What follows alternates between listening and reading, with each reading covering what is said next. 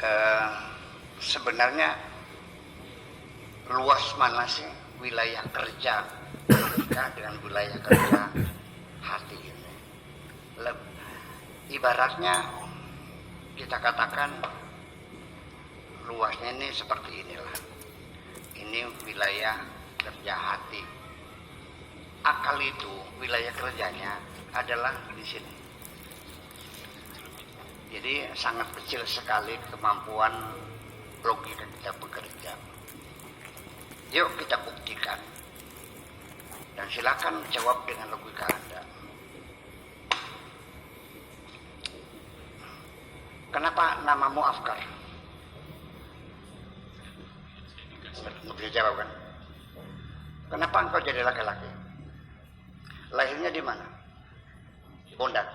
Kenapa di Bondan?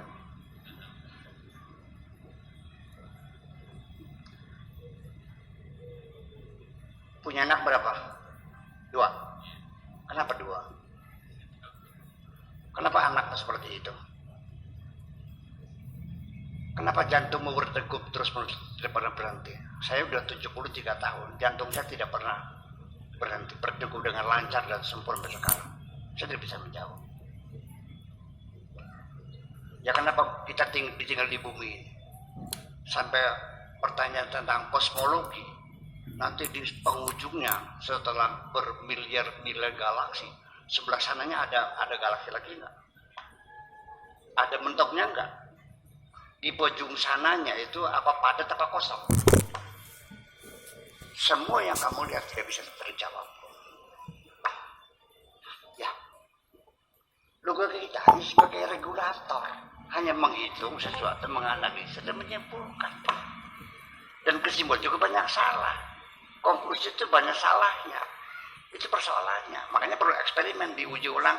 Nah begitu hasilnya sama, nah baru dijadikan kaidah umum. Kan begitu. Nah kalau kita belum sempurna, ya jangan dijadikan kaidah umum. Sekalipun kita sudah menguji semua, lalu kita bikin kaidah umum bahwa binatang itu kalau makan yang bergerak rahang bawahnya. Ternyata buaya tidak kok. Kita bikin kaidah umum, binatang yang tidak ada kupingnya itu bertelur. Ular dot beranak kok. Ya, berketurunan harus melalui perkawinan. Cacing tidak kok. Nah, ini kan jadi persoalan. Jadi akalmu tidak hanya bisa hanya sebagian kecil. Nah, ketika engkau ingin mencari Tuhanmu, memahami Tuhanmu, tentu ada nggak akan mampu dengan akalmu ini. Iya, yang bisa paham bahwa adanya Tuhan Maha Kuasa adalah hatimu. Makanya sehingga artinya ketika seorang hatinya sudah berfungsi sempurna, ya tidak pakai akal juga nggak apa-apa, karena sebagian fungsi hati itu bisa melakukan tugasnya akal. Makanya dalam Al-Quran dikatakan walahum qulubun la yafqahuna biha. Mereka punya hati tetapi tidak bisa untuk memaham.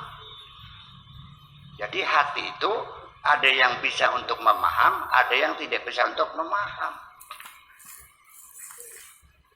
Ya, hati itu merasakan. Kalau akal memaham, berarti di dalam hati itu ada akal juga. Nah, jadi ketika Anda mengatakan saya bisa menemukan Tuhan dengan logikaku, bohong. Tuhanmu tidak bisa dilogikakan kok. Dari mana logikakan? Dari mana Anda tahu yakin Tuhan itu ada? Silakan buktikan dengan logikamu. Saya jawab dulu. Mana Tuhan itu buktinya ada? Logika minta bukti. Misalnya ada bumi. Ya gitu. Ya iya. Itu logis begitu. Kita kejar lagi. Ketika Anda ditanya oleh Tuhan sebelum Tuhan membuat langit dan bumi, yakin gak Tuhan ada? Ketika langit bumi belum dibikin, saya nanya, ada Tuhan nggak? Mana buktinya? Ada. Nah nanti setelah kiamat digulung semuanya langit bumi oleh Tuhan. Lalu di situ Tuhan mengatakan limanil mulkul yaum lillahil wahidil qahar. Milik siapa kerajaan ini? hanya milik Allah saja yang maha perkasa itu. Nah, setelah langit tidak ada, Anda ditanya malaikat, engkau masih yakin Tuhan ada? Yakin? Mana buktinya? Kenapa demikian? Kita keliru. Namanya alam semesta, langit bumi seisinya ini semuanya adalah minal mumkinat. Wujudnya wujud nisbi. Tetapi Allah itu wajibul wujud.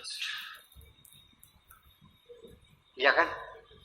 Sehingga dengan logika saja tidak mungkin sesuatu yang mumkinat membuktikan adanya sesuatu yang wajibul wujud. Itu kan logika kita kan mentok di situ. Sehingga nanti ketika, jadi kenapa? Ya dengan hati, dengan rasa.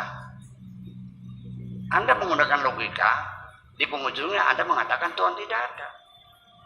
Tapi ketika saya bertuhan dengan rasa saya, ketika malaikat bertanya, kamu yakin Tuhan ada? Yakin Tuhan ada. Mana buktinya? Aku merasakannya kok.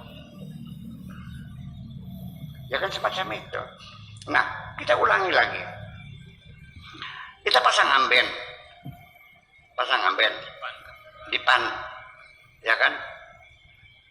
Karena kita pasang, maka di bawahnya disebut kolong. Amben ada enggak? Ada. Kolong ada enggak? Ada. Di bawah adanya, di bawah amben. Yang wujud hakiki itu amben atau kolong?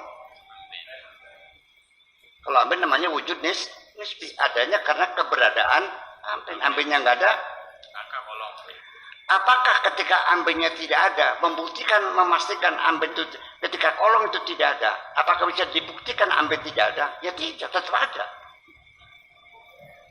Yang pasti tidak adanya amben dipastikan tidak ada kolong.